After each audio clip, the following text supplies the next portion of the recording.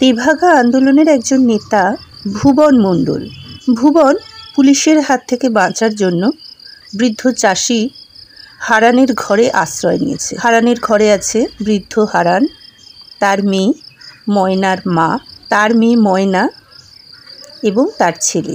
Police খবর পেয়ে মন্মথর নেতৃত্বে সশস্ত্র পুলিশ হারানের বাড়ি ঘেরাও করেছে। তার পিছনে আছে হাজার হাজার চাষি তাদের চাষারে অস্ত্র নিয়ে পুলিশকে ঘেরাও করে রেখেছে।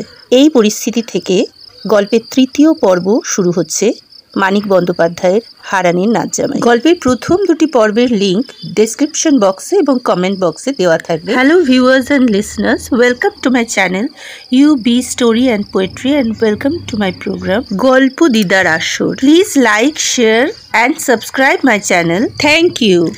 এমনি যখন অবস্থা সংঘর্ষ প্রায় শুরু হয়ে যাবে, মন্মথ হুকুম দিতে যাচ্ছে গুলি চালাবার, ময়নার মার খ্যানখ্যানে তীক্ষ্ণ গলা শীতার্ত থমথমে রাত্রিকে ছিঁড়ে কেটে বেজে উঠল।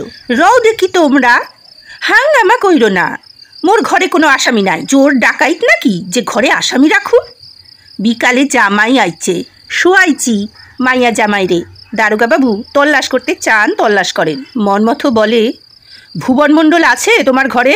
ময়নার মা বলে, দেখেন আইসা তল্লাশ করেন। ভুবন মণ্ডল ক্যাডা? নাম তো শুনি নাই কখনো। মাইয়ার বিয়া দিলাম বৈশাখে, 2 ভরি রূপা কম দিছি কেন? জামাই ফিরা তাকায় নাই। 2 ভরির দাম পাঠাইয়া দিছি, তবে আজ আইছে পায়ের ধুলা দিতে। আপনারে কি কমু দারোগা বাবু, মাইয়াটা কাইন্দা মরে। মাইয়া যত কান্দে আমি তত কান্দি। আচ্ছা আচ্ছা, মন্মথ বলে, ভুবনকে না পাই জামাইকে নিয়ে তুমি রাত কাটিও। গৌর সাও হেঁকে বলে, অত চুপে চুপে আসে কেন জামাই? ময়নার মা গা জ্বলে যায় ময়নার মার। বলে, সদর দিয়া আইছে। তোমার একটা মাইয়ার 7টা জামাই, চুপে চুপে আসে তাই। মোর জামাই সদর দিয়া আইছে। গৌর আবার কি একটা বলতে যাচ্ছিল, কে যেন আঘাত করে তার মুখে। একটা আর্ত শব্দ শুধু বার হয়। ময়নার রঙিন শাড়ি আলু থালু বেশ, চোখে যেন ধাঁধা লাগিয়ে দেয় মন্মথ। তার রীতিমতো আফসোস হয় যে জোয়ান মরদ মাঝবয়সী চাষারের লোকটা এর স্বামী, ওর আদরেই মেয়েটার আলু থালু এই বেশ। তবু মন্মথ জেরা করে। সংশয় মেটাতে গাঁয়ের 2জন বুড়োকে এনে শনাক্ত করায়। তারপরেও যেন তার বিশ্বাস হতে চায় না।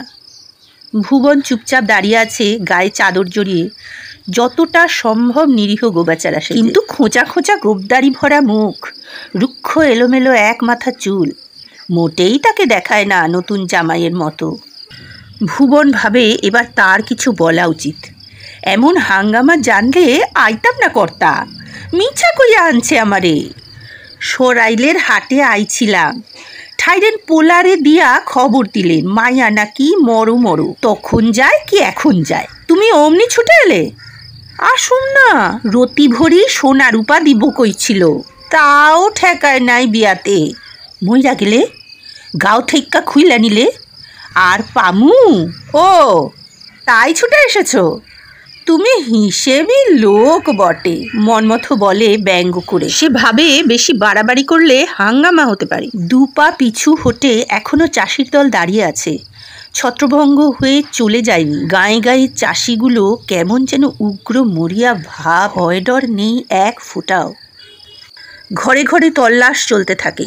একটা বিড়াল লুকোনোর মতো আড়ালো যে ঘরে নেই, সে ঘরেও কাঁথা বালিশ হাড়ি পাতিল জিনিসপত্র ছত্রখান করে খোঁজা হয় একটা মানুষকে। মন্মথ থাকে হারানের বাড়িতে, অল্প নেশায় রঙিন চোখ। এসব কাজে বেরোতে হলে মন্মথ অল্প নেশা করে। চোখ তার রঙিন শাড়ি জড়ানো মেয়েটাকে ছাড়তে চায় না। কুড়িয়ে কুড়িয়ে তাকায় ময়নার দিকে। ময়নার 20-22 বছরের জোয়ান ভাইটা উসখুস করে ক্রমাগত। ভুবনের চোখ জ্বলে ওঠে থেকে থেকে। ময়নার মা টের পায় ব্যাপারটা। একটু যদি বাড়াবাড়ি করে মন্মথ আর রক্ষা থাকবে না। মেয়েটাকে বলে ময়নার মা, শীতে কাঁপুনি ধরেছে, শো না গিয়া বাছা। তুমিও শুইয়া পড়ো বাবা। আপনি অনুমতি দেন দারোগা বাবু, জামাই শুইয়া পড়ুক গিয়া। তু মানত কইরা কপাল কুইটা আনছি জামাই রে। ময়নার মার গলা ধরে আসে। আপনারে কি কমু দারোগা বাবু। ময়না তাড়াতাড়ি ঘরে গিয়ে শুয়ে পড়ে।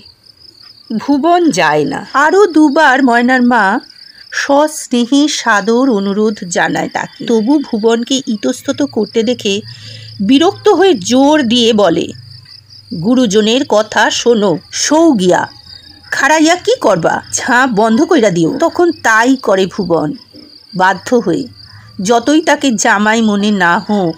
এরপর কথাটা না মেনে নিলে তাকে কি আর জামাই বলে মানাবে? মনমতো আস্তে আস্তে বাইরে পা বাড়ায়। পরদিন মুখে মুখে গল্প ছড়িয়ে যায় দিক থেকে দিগন্তে।